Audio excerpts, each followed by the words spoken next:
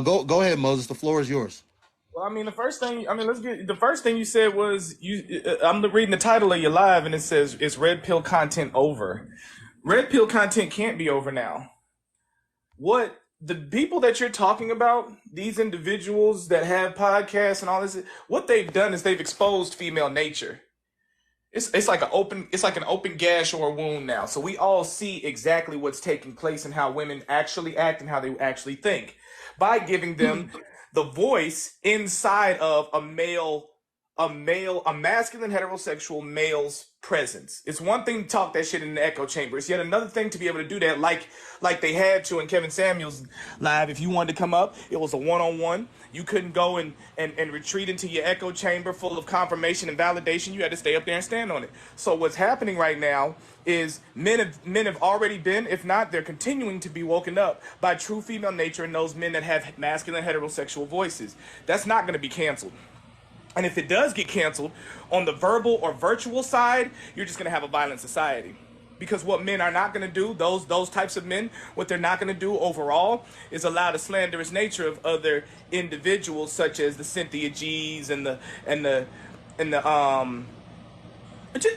Kiki Palmers, just a host of bashing on traditional masculinity. They're not going to have that for too long. So the society is going to potentially start to mirror those images of the very society they claim they live in now, right?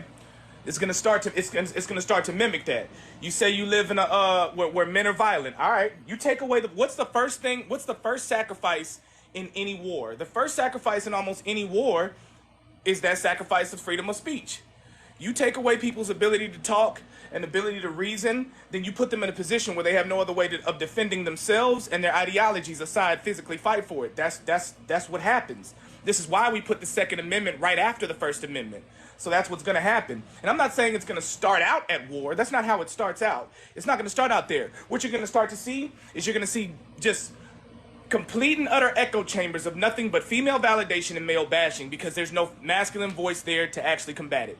Once that happens, either you're gonna have a number of things happen. The first thing you're gonna have happen is you're gonna have echo chambers. Nobody's gonna be able to actually stick around there because who really likes to exist in dysfunction for that long? That's going to be a continual thing that you're going to see.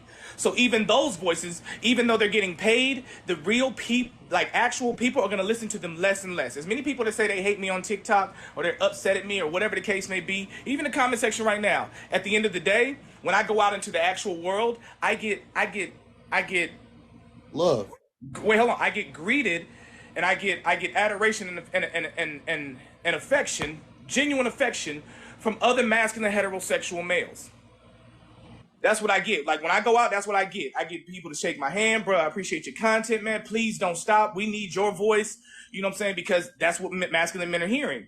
They're going to choose a side. So, and if you're asking me whether red pill content is going to stop, possibly on a virtual level, but when it comes to stopping, in terms of how men actually function in their day-to-day lives from this point on, it's going to get worse. Hey Moses, I want to say something really quick. Red pill manosphere content is not going to stop. It's not even a think thing for me. Do I know that there are certain platforms that are just not going to allow certain rhetoric to be spewed on their platforms and certain type of content? Yes. And with this move, YouTube is showing that, they're not necessarily going to be having, certain content on their platform. And like I said, Moses, I don't agree with it. I believe everyone should be able to have free speech, and as long as they're being respectful, say how they feel about whatever. But you have platforms like Rumble. You have platforms like Twitch. You have platforms like Kick. So, there's other platforms for these creators to still exist on, and their followers are going to follow them to those platforms. Yeah, but logistically speaking, those apps are don't function the same way, and also they're not as popular. Right. Anybody, if you want to get your message out, you're going to go to the most popular place to do so. It's very hard to build an individual platform. This is why most of us get our starts on social media platforms first and then branch off into having our own platforms separately. That's Right. why most people do it in that fashion. So, if you're going to try to make all of these apps simply misandrous, because by saying, if you're going to say, you said you don't like Fresh and Fit podcast, and I don't No, either. no, I didn't say I dislike them. I said I never consumed their content. I've only saw clips. So okay, so if you've only seen clips, and I don't think it's necessarily easy to make a judgment about it. For example, you said that he got emotional from leaving, and you said you don't understand why. No, I didn't say I don't understand why. I just said I've never seen him get emotional. All right, does it make sense for him to be emotional about being demonetized? Absolutely, Moses. I said I would be emotional too. I am a YouTube partner. I would be Right, emotional too. and got demonetized for something that's trivial. How is it that you hate women or you have misogynistic content when your entire panel is nothing but women almost every time you have a panel? Literally every time. It's not as though he's having a one-sided echo chamber where he's only spitting shit about them. They come up there, they say some of the most derogatory things, but those never get flagged. It's okay when they do it. It's a problem when we do it. Right, Right? Moses? That's what I said. That's why, Moses, I'm with you. I don't understand it. Like I said, they have some platforms where these guys are saying derogatory things about women, and there's not one woman with a microphone around. These guys have several women on every Okay. show Wait, hold giving up. them the Name them though. opportunity to provide pushback. So what's the But wait, hold problem? up. You said that we have several platforms where men are saying misogynistic things and women don't have an oppositional voice. Can you name one? No, listen, I said on their specific platform, there is not a woman in sight. There's not a woman there combating what they're saying. Who? On whose site? A lot of different Moses, you see these podcasts where it's all men and they're talking about Nah, women. The same nah, way I there's haven't. That's what I'm podcasts with saying. That's what I'm saying. Nah, I haven't. Can you name one? okay. Really, Moses? The Moses, fact okay, that Moses, let the me ask fact you that this. Let you me the ask you fact this. that you and I look, hold up. See, Moses, this is what I'm saying. Moses, The Moses, fact Moses. that But no, I answer your question. Moses, I don't consume these people's content. I don't know their names, but Moses, have you seen Moses? Let me ask you a question. Have you seen women, whether you want to call them podcasts, have you seen clips of all women saying derogatory things about men? yes, Okay, but Moses, you haven't seen the same thing with men saying the same things about women? no. Okay, I'll give you the benefit of the doubt. I Right, believe you. right, right. But here's the difference. But no, it's not just the benefit of the doubt. Like I believe in the Bible. Say, prove all things, bro. I can name them. Can you name the male podcasts that do that? No, I can't name none of these That's my podcasts. problem. But I can name the female ones. Cynthia G. What's Vivica Fox and Lisa Ray's podcast, whatever you call that Yeah, I one. know what you're talking about. Yeah. There's plenty of one. I can name them on our end. Why is it that if you make an assertion like that, brother, at the very least, we expect you to come with some evidence of that. And what I'm saying is nah, I didn't see it. So where is it? Moses, I just We're not told you, doing that. I just told you I don't consume these people's content. I don't listen to podcasts. Right. I'm not No, gonna no, know but the I'm saying I names. hear you. But I'm Moses, hearing you. I hear what you're saying, but what I'm saying is if you don't consume their podcast, then I'm making a blanket statement about what you feel are prevalent and let's say that there are podcasts like that. I know one thing, they're not allowed the same type of bandwidth and they don't catch the same type of traction as those male hating podcasts do. So I'm just saying absolutely. but I can't name one is my point. I can't name one podcast or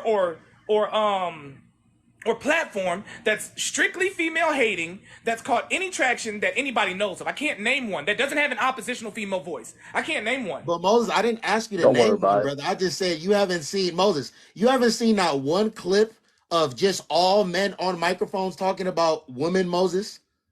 Talking about women's behavior and their actions and talking and bashing them is two separate things. So if you're asking me if I've seen a platform or a page or a live of all male casts speaking on female behavior today, then yes.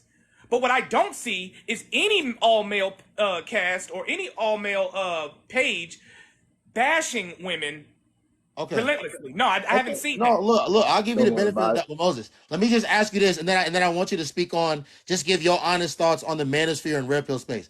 Moses, if I was on here, because it's so funny that I'm about to ask you this, Moses. I literally came across a live of a woman the other day, and you were on the background, and they were talking negatively about you.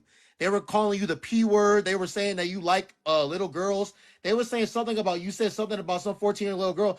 And I'm like, Moses is not even here. Y'all are talking about this man, and he's not even here to provide any pushback to what y'all are saying.